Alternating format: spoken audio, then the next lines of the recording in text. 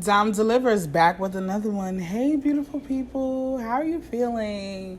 How you coping with this pandemic? How you coping with this heat wave? How are you maintaining? For me, it's been rough. The last time I was on, I believe, was my 31st birthday. So we're probably like 2 months into 31 in probably 2 days. Because I think today's like the 20th or the 21st. The days are just a blur right now because we are still on quarantine, aka your ass is still in the fucking house. So here I am. Let's see. Let me just hit you with some updates, and then we're gonna talk about this thing called life and everything in between. So the school year has ended, praise the Lord, but when you are a dedicated teacher like myself, the work never ends. So either I'm reading a critically conscious book, I am diving into the curriculum, trying to mastery learning and outcomes, because that's the push in which my school is heading towards. And then on top of that, I'm working summer school. Now, y'all know I love the extra coins, but this year, in year 5 of me working summer school, I'm convinced that summer school is blood money.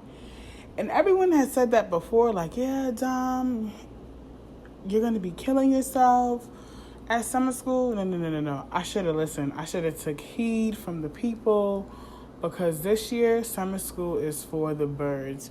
It's online, of course, but we're using a new platform. I think it's called like iLearn or something. And it's truly trash. When I say truly trash, it is trash. Of course, kids don't know how to log on. Administration don't know what they're doing. And I'm like, listen, for y'all to make $53 an hour to be in administration, I could definitely do this with my eyes closed at that, because y'all don't know what y'all are doing. Like, I ask questions and they fall on deaf ears. They literally gave me a class of multi-language learners, which are like kids who speak Spanish or French. How do you want Little Miss Dom to get to you, to interact with you? So I'm asking for help. They're like, oh, use a translator. But I'm teaching from 8:30 to 12:30. When do you want me to stop and call parents? And when it's calling parents, it's not calling just one house. I got to call a roster of like 35 kids. So low key. Actually, high key, I'm hella frustrated. But payday coming soon. And it's over August 11th. And I have a 3-day weekend. So we are literally just taking it in stride right about now. Let's see what else is happening. So y'all know I got a new car for my birthday. I think I buy a new car every 3 years for my birthday. This year, I got a Civic. It's my first time having a Civic. Got a little 2020. I was going to get the coupe, but then I'm also thinking about family planning with a fine daddy, so I'm not really sure which one. But I think that I can no longer have a selfish car, and I believe that a coupe is a selfish car. So I was like, I had the coupe. It was cool, room for 2. It's literally only room for 1.5. Me and my Gucci bag, me and my Louis bag, me and my MCM bag. Like, nobody be in that car but me, honestly. So even with this sedan that I have, we're going to call her Chanel during the week and Cocaina on the weekends, because y'all know I do some things with my friends. But nonetheless, I've had the car for maybe 60 days. I probably made 2 payments so far.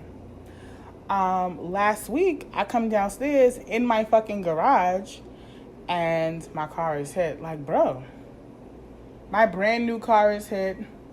Not really sure if the camera's working in my building. Don't even know if the camera is positioned by my car. So it is what it is. I really think it's the bitch who parked next to me. She drive a Ford and she backs in. Cause I'm like, yo, you ain't see that? You ain't see this white car? You ain't see Chanel glistening?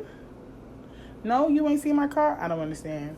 But so I end up calling my dad, my best friends, and like venting to them. And niggas is like, yo, you just got the car. You're right, I did. However, things happen. So I haven't been in an accident since my 21st birthday, so 10 years. really haven't been in an accident in 10 years. And that's good.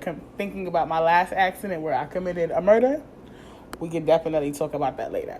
But, so I didn't know accident protocol. I literally left the scene of the crime, aka drove out of my garage, parked on the main road, and was speaking to my peeps. Like, what do you think I should do? Should I pay for it out of pocket? Should I pay for it via insurance? Or should I just leave it alone? Those were my 3 options. So after speaking to my father, who lives out in Florida, y'all gonna have to pray for the saints out there because it's rough. And my dad was supposed to pull up to New York, but he didn't. So please pray for the people in Florida. Just pray for mankind as a whole because we are all truly being impacted and affected by the COVID-19 in one way or another.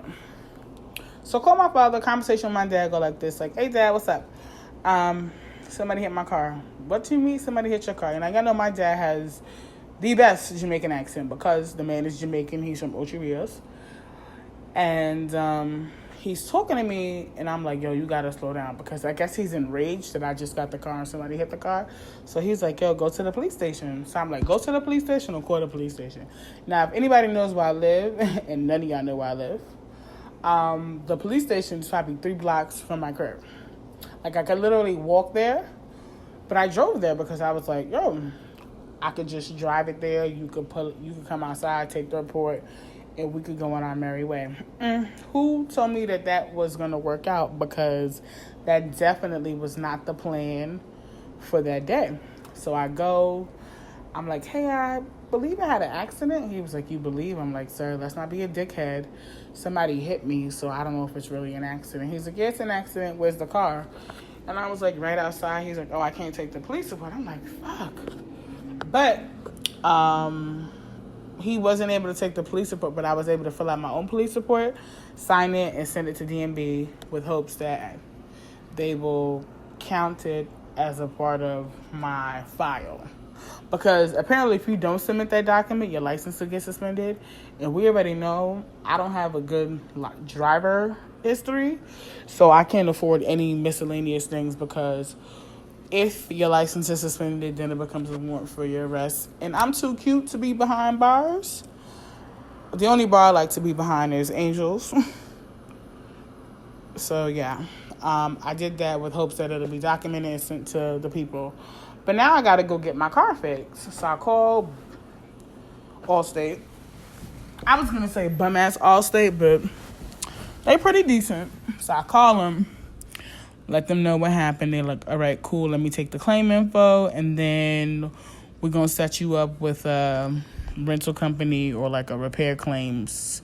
The repair company who's going to set you up with the car. So I'm like, all right, cool, no problem. Mind you, this happened on a Thursday. I couldn't bring my car into like Monday. Bring my car in Monday, drop it off. They get me a rental. The rental spot is the Enterprise in the hood. So I'm like, all right, what's up? So they give me a cute little Nissan Sentra gray. And I'm like, oh, this is cute. I like it. I'm in there, but as a good driver or as a driver in general, you should constantly be checking your mirrors. So I'm changing my mirror to reverse, and the passenger mirror is acting funny. Like either the mechanism is stuck or I'm dumb and I don't know how to operate this mirror shit. So I'm like, all right, fuck this shit. So I asked the guy and I'm like, yo, my mans, can you assist me? So he comes and he's like, this is how you do it. So I'm thinking, okay, sis, you dumb. You not used to cars. You not used to Nissans. You only used to Hondas. So this is why you don't know how to do it. That's the message that I told myself. So I drive around a little bit. I end up in the Bronx by the turf. And I'm about to go see my best friend on the court. And I'm like, yo, the mirror is acting trash. So then I'm like, all right, fuck this shit. Let me get out the car and see what I could do. So I get out the car, push the mirror don't want to move. I'm like, all right, we're not doing this. So I end up calling the little 1-800 number for some support. The lady tells me, yo, just go to the local airport. They got you. So I'm in the Bronx, right? But I live in Westchester. So I'm like, I'm going to go to Westchester County Airport, right? 30 minutes. I get there. Your boy Bruce It's like, I'm sorry, I don't have any cars. Fuck you mean you ain't got no cars?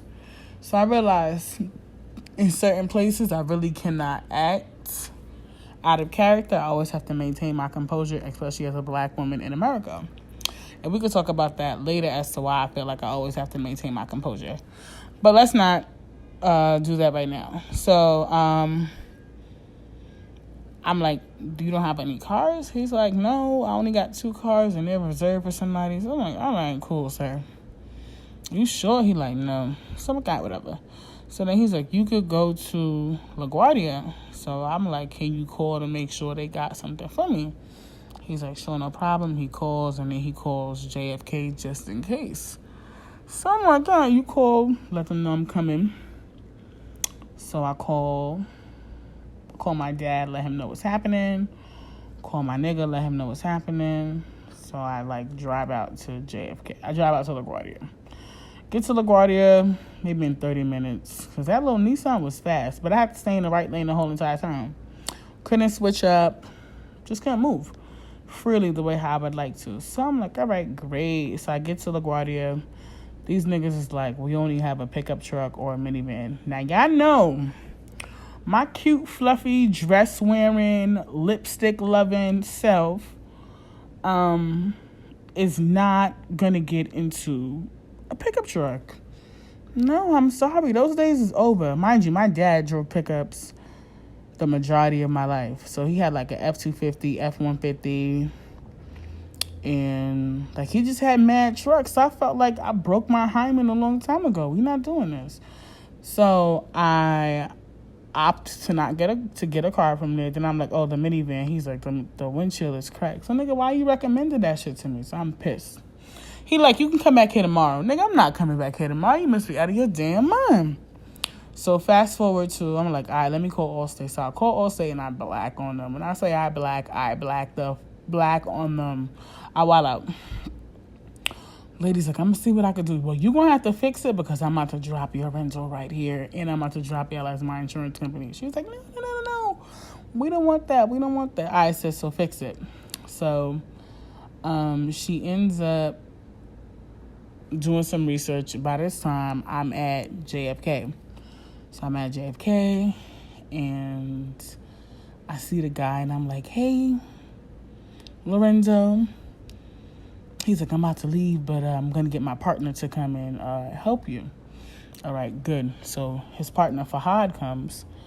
Fahad is like, hey, how can I help you? I'm like, oh, my gosh, I'm so happy you're here. I need your support. This is my 4th Enterprise visit tonight. I was like, I got the car at 5. It is now 9 o'clock. This is a problem. Probably 9:30 by this time, but I'm like, it's a problem.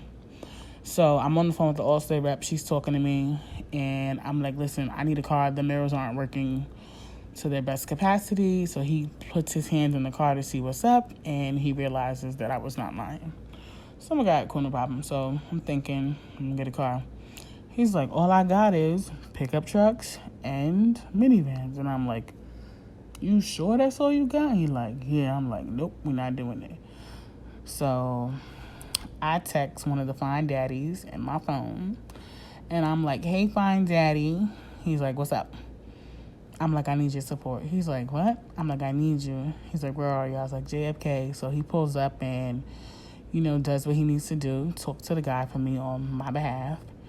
And then, 20 minutes later, I get a different car. And I'm like, yo, bro, why did you have to lie to me? He was like, I didn't, but you seem very stressed. You got your partner here to support you, so I just gave you the car. I'm like, all right, cool, no problem. Now, you would have thought that was half the battle, right? So, as Fine Daddy and I are hugging, my mask falls on the floor. And if you thought I was going to pick it up, you would have thought wrong. Because I believe anything that falls on the floor is property of the floor. I'm not picking it up. So my N95 fell on the floor, and I just left it there. I wasn't going to pick it up because I didn't think it was a problem. I was going back in my house, and I was going back in my car to get into my house. So I sprayed the new car that I got in. I hug Fine Daddy. Fine Daddy gets in his car, drives around, and is able to leave. I follow Fine Daddy and I meet this guy in like a little toll booth. But the toll booth has like a lever, so they have to like check your documents before they let you out. So I'm like, all right, whatever. So, guy in the booth, we're gonna call him. Give me an old person name. An old black man. Wilbert. Wilbur in the booth, like, ma'am, you got a mask? No, sir, I don't. Ma'am, you got a mask? Sir, for the second time, I don't have a mask. Well, I can't service you. So now I'm like, fuck you, man, you can't service me. Well, you need to wear a mask, New York state law. I'm like, sir, you're right. However, I don't have a mask right now. I fell on the floor when I was talking to on the other side, getting this actual car. So what I need from you is an alternative. He's like, I don't have an alternative. So I'm like, well, how are we going to get out of here? I'm like, because if I drive through this, I'm going to have to pay for the damages, so we're not with those shits. You not going to let me just get out? He's like, no. So I'm like, can I put the document and my license on the floor? He's like, no. Can I put it on the hood? He like, no. Can I put it on the windshield? He like, no. So I'm like, yo, you not trying to work with me, bro. So he calls his boss, and the boss come. But before the boss come, I call Find Daddy, because Find Daddy like, I gotta go. I got work in the morning. Are you coming back to the crib? So I'm like, yeah, just wait. So Find Daddy comes, and I'm like, can you just come to the car and give this guy the documentation? So Wilbur in the booth like, I don't want to deal with him. Sir, then I don't know how you're going to get the documentation, because you're going to have to call the cops now. Or you're going to have to call your boss, because you're not trying to work with me, the customer who's trying to get home. You're not listening, right? He's like, I'm not. So I'm like, whatever, no problem. So then I end up waiting for the boss to come. The boss comes, and I explain what happens. Apparently the boss decides to bring the cops with him too. Like, I guess airport police. Airport police think they're gonna run me, try to figure out what's happening. And I'm like, sir, I just want to explain my side of what's taking place here. So I explain my side. So the cops like, Wilbur, you could have just took the documentation from her man. I'm like, you fucking idiot. So he takes it, checks it. I'm able to leave. I get home. Home meaning I go Find Daddy. Shower, sleep, it's good. I gotta get up early and get to work. So do all that, get back to Westchester, and it's a grand old time. That was the rental from hell. I never want to get a rental from Enterprise again, in a nutshell. I don't want to do it. I don't want to do it. I got some good news for y'all though. So y'all know I'm adopted, right? And as an adopted young person, well, I'm old now, I'm 31, but I'm still young. As an adopted person, I've always wanted to like find my biological family and reconnect with them. I've known them for like maybe 2011, 2012. But to say that I'm cultivating an organic relationship, not so much. Because when you are raised with the Jamaican parents that I was raised with, you come off stush. You come off high class. You come off high sedity. You come off like a princess. And I'm not denying any of those monikers that could describe me.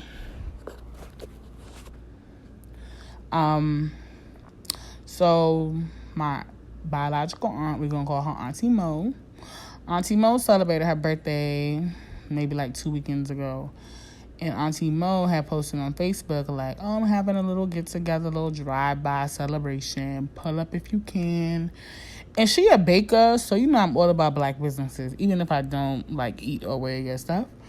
So she a baker, and she was like, cookies, cupcakes, and cocktails, like 3 C's. So I was like, oh, this is cute little alliteration. You know, the ELA teaching me. So I'm like, all right, cool. So I pull up. It's a good little vibe. I meet her sorority sisters. We chop it up. When I say we chop it up real good. And I'm like, oh, this is dope. So it's over. I text her like, oh, I'm so grateful for the conversation, the time, the space. Like, this felt really good for my spirit. Like, my heart was full. I called my homegirls and I was bragging to them like, yo, y'all don't understand. nothing happens before it's time. And my friend's like, what the fuck are you talking about? I was like, yo, God is so amazing. The universe is so great. Jah does what he needs to do for his people in time. Right? So I've been praying the same prayer, like, hey, God, it's your girl Dom. I'm just trying to be down with the folks who share the same blood as me, DNA. But I never knew how to, infiltrate in. And God made that situation happen. But I think deeper than that, my aunt had texted me later that evening. Because, I'm trying to... If y'all know me, I'm a hairy little beast. My dad is, half Indian. So I'm hairy as fuck, right? Hairy as fuck. So every so often, I get a mustache. And I'm like, this 5 o'clock shadow ain't looking good on me. So because my self-care is so fucking good, I would never know that I have a mustache.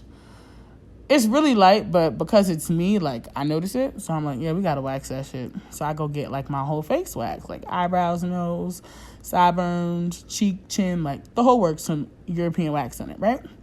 So I had told her, I'm going to go get my eyebrows done. And she was like, oh, be safe.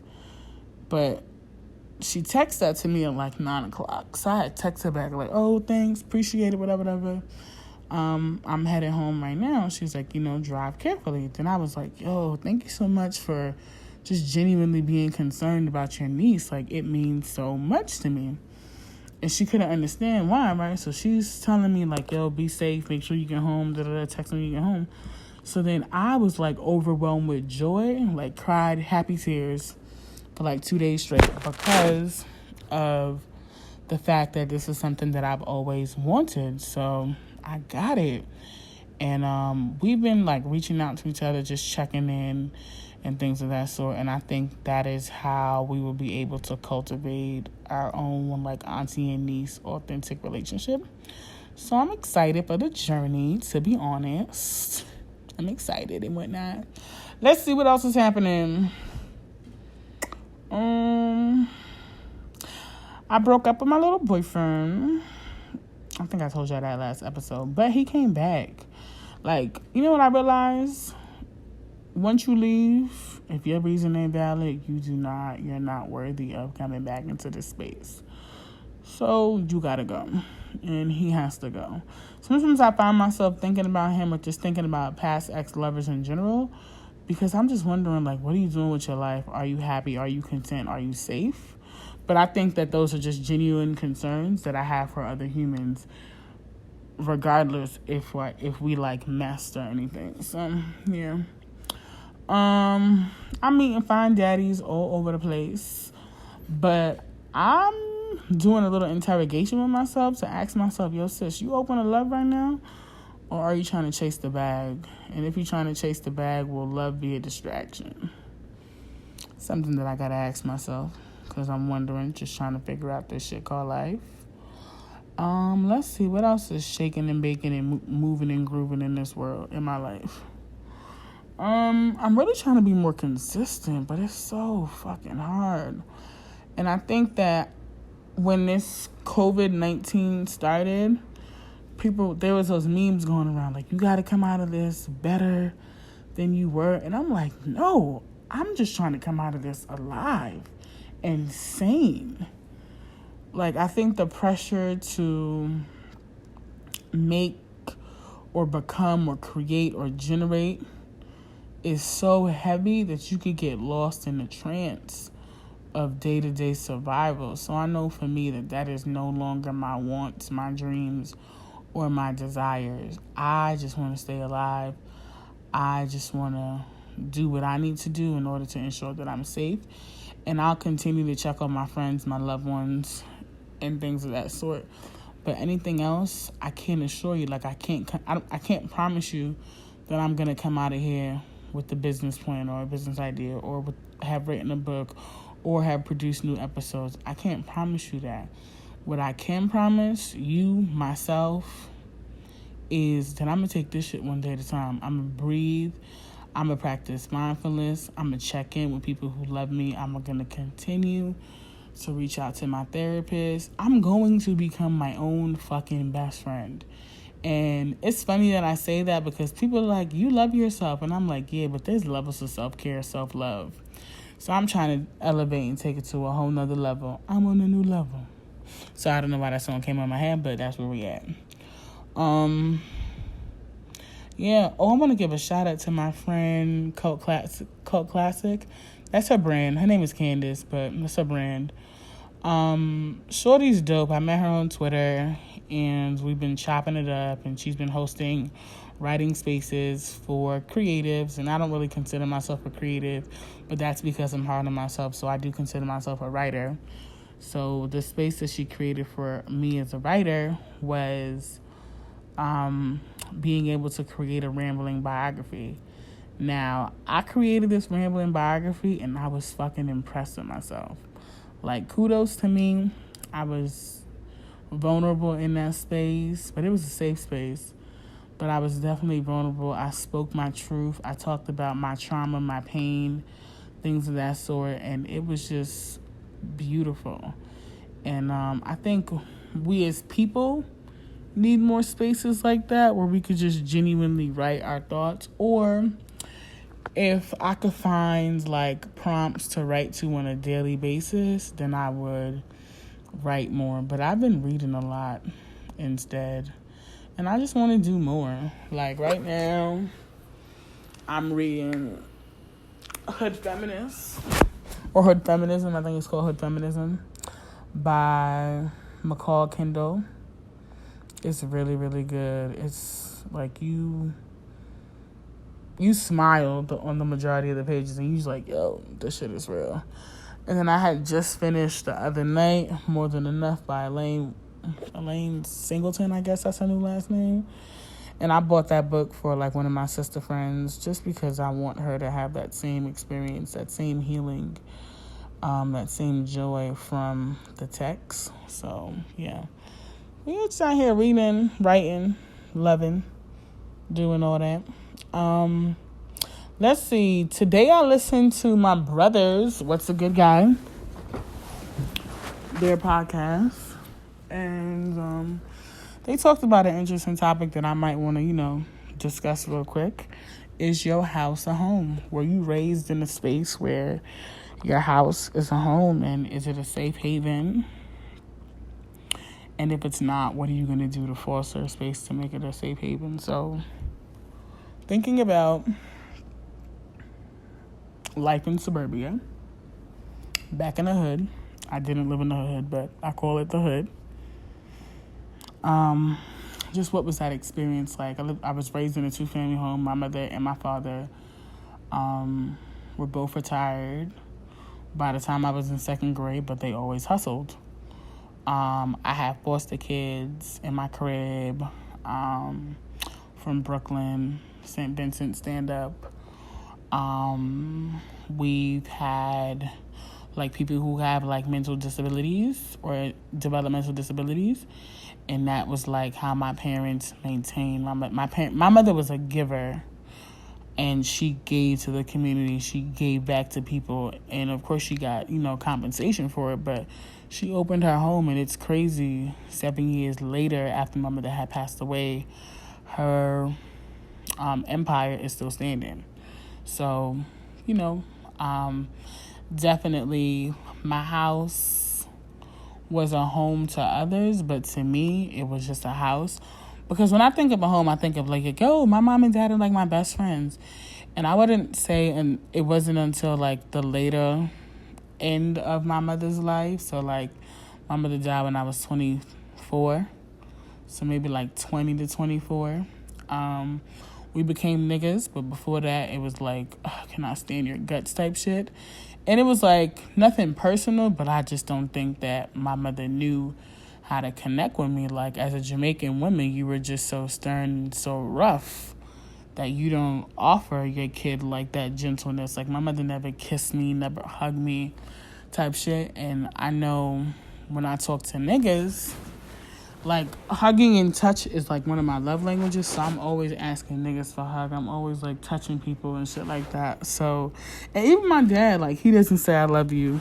It's not until now that he's moved away or And now that he's moved away, that he says, I love you and shit like that. But my dad will tell you in a heartbeat, as long as you have food, shelter, and water, you was good and anything else was extra. And I definitely realized that my parents gave me tons of extra shit. And as a OC, only child, like, I was able to put my parents against each other. So when I mean that I'm an OC, my mom had her own separate kids. My dad has his own separate kids. But for their union, I am their child. And then my siblings, they old as fuck. Like, my sister, she probably like 55. My brother probably like 52. Those niggas is old as dirt. They kids is my age. So, yeah, I'm an OC all day.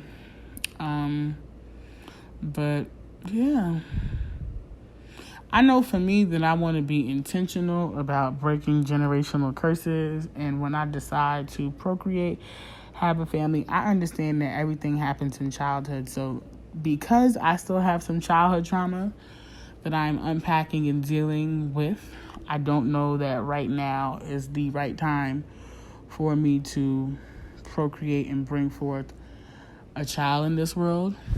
And then on top of that, I'm not at the top of in my career, so I'm not making any moves until I feel like I'm a boss. So anybody who's in my close circle, you know what that means. I'm just trying to elevate to the top, like open my school, do everything that I said that I wanted to do, leave a legacy for my godkids, my nieces, and my nephews. Just make sure the people that I care about is straight. So I know that's the work that I have to do, and with doing that kind of work, I need to make sure that I'm good before I could, introduce a family. And let's be honest, these fine daddies that I'm talking to, some of them are trash.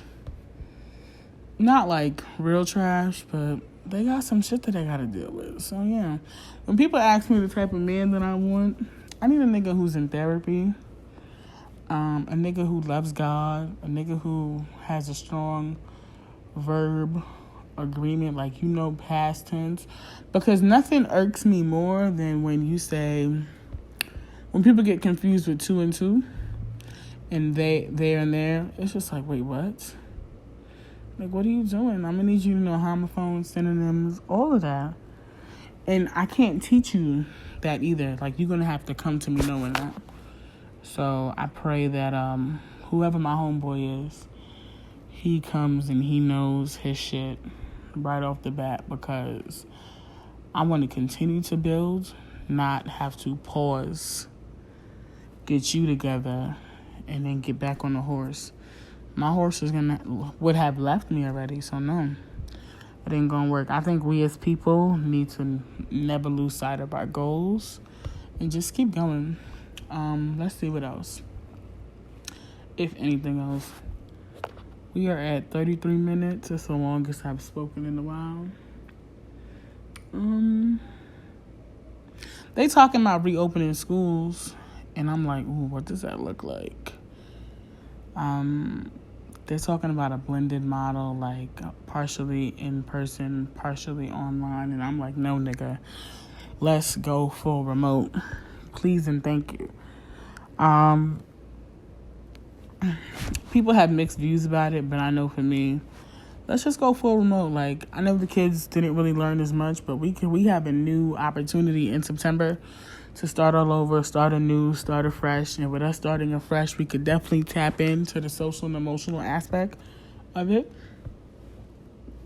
Essentially, like, the virtual school needs to be just as lit as real school would be. So I have some visions, some ideas, some thoughts as to how we could truly tap in to virtual learning and make it litty.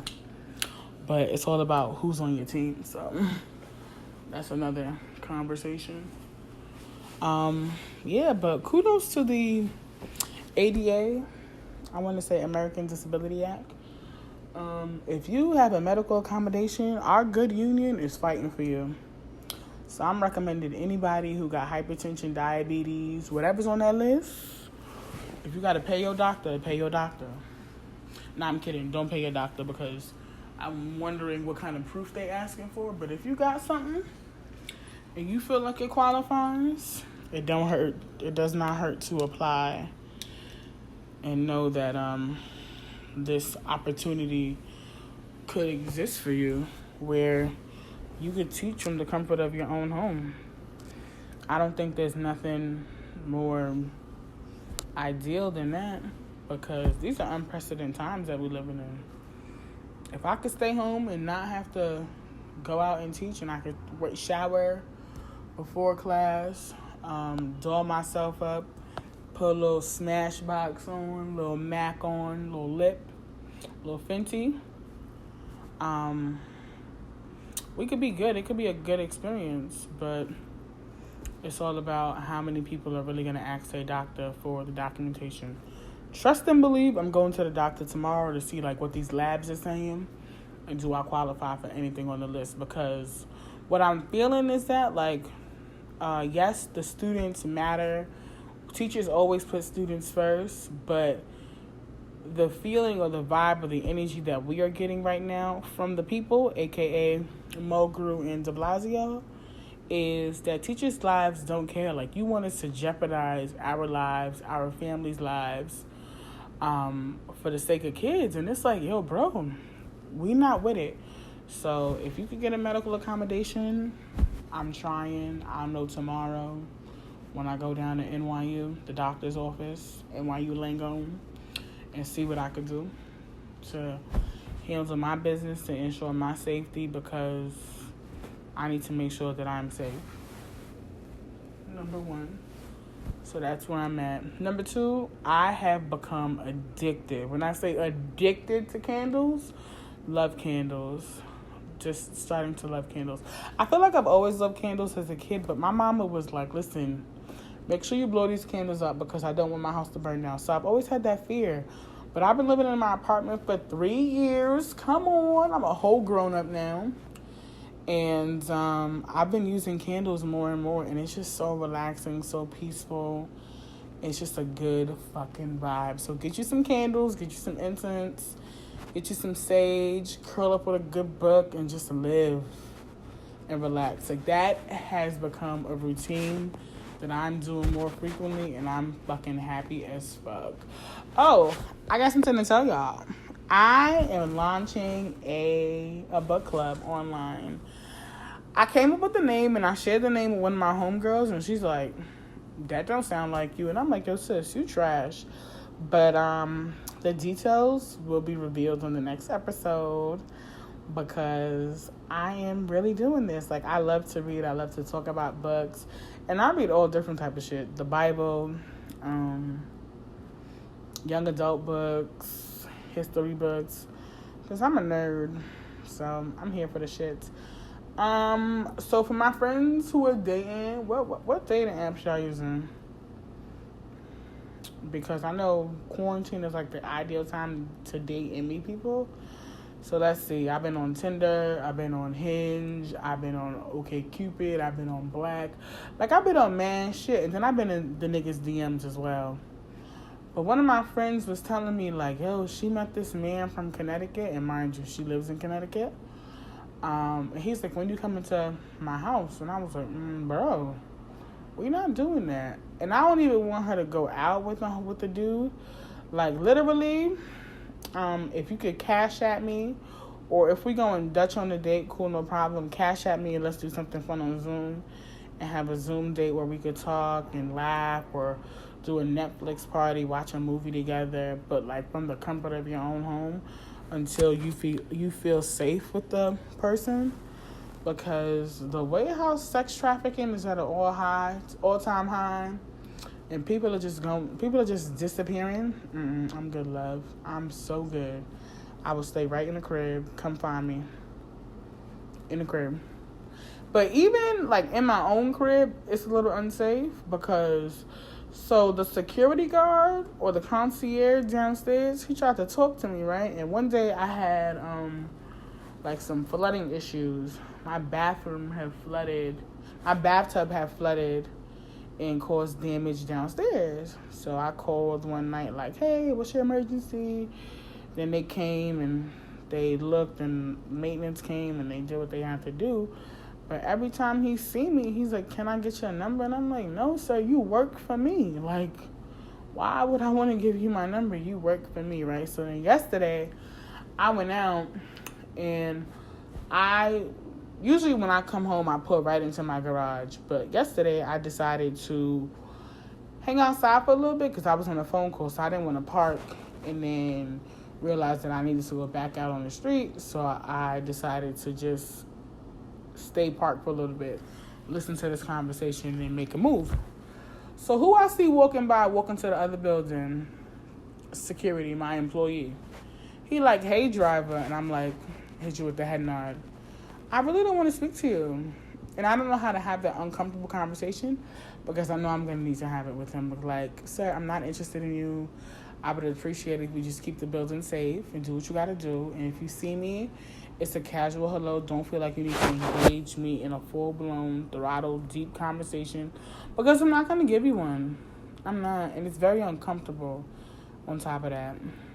So, yeah. Let's see. Ooh, I'm apartment hunting. Well, actually condo shopping, to be honest with you.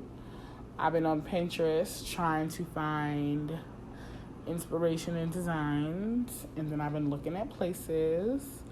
I'm about to go get a pre-approval to see what's up, and really trying to wake up in May in a brand new condo, in a brand new place. So when I tell you I'm praying to God and manifesting and asking the universe to do it for me, because if y'all know what I paid here, child. That's all I can say to you is child. If y'all knew what I paid here, it would be ridiculous for you. But nonetheless, God is good. God is faithful. I'm going to leave y'all on this. What am I going to leave y'all on? Find joy in everything. Smile.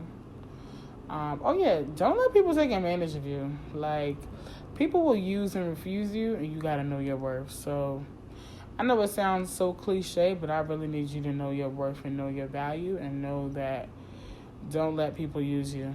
Just don't. Like, you are beautiful. You are amazing. You are so talented that people can't use you. It's a different type of time. We could say we on demon time for all I care, but don't let people use you. You have so much to offer, and the world is ready to receive you. Because I was about to dip. Let me hit y'all with this last one. Take care of your mental health. Please take care of your mental health. I appreciate the people who check on me, like legit check on me. Like the fine daddies that I ain't talked to or ain't seen in months. The niggas who I went on dates with before, they checking on me just to make sure I'm good. I have this one fine daddy. Oh, he's so fine. He's from North Carolina. He sends me music every so often because we share music as a love language. So please take care of your mental health. Make sure that you are good. If you need help, reach out. There are plenty of platforms to get support. We see Tamar is going through a rough period right now, and she attempted suicide, but God, and I just pray for her and everybody else who is truly struggling with mental health issues, who are struggling with identity, who are struggling with self-worth, because I want you to know that you have value and the world is waiting for you to share your story. You don't understand. Like, I never used to understand when people say I'm a walking testimony, but baby, now that I am older and of age, I truly understand what that means to be a living testimony, because it is only by the grace of God that some of us are still here, still standing, still breathing, still surviving and thriving, even though this life was supposed to take you out a long time ago and you were supposed to lose it and you ain't supposed to be here. But daily, and I mean daily, God, the universe, Jah, the source, whatever you want to call, whoever you want to identify it as, grants you new mercies on a daily basis. And I just call that a blessing. So continue to walk into your blessings, walk into your victory. Be happy, reach out. I love you guys oh so much. This was fun. Be great. Stay safe. Wear your mask. Please social distance. Wash your hands. Get your COVID test. Go get tested for the antibodies. Even though I really don't know what that means, but please monitor yourself and the symptoms. Take care of you. I'm excited to go to the doctor tomorrow because I've been neglecting myself these past 5 months. But I know I'm about to pop out on y'all, and y'all gonna be like, who this? And I'm gonna hit y'all with the Dom Delivers. So I love you guys. Stay safe, stay blessed. And that's it. Ta-ta.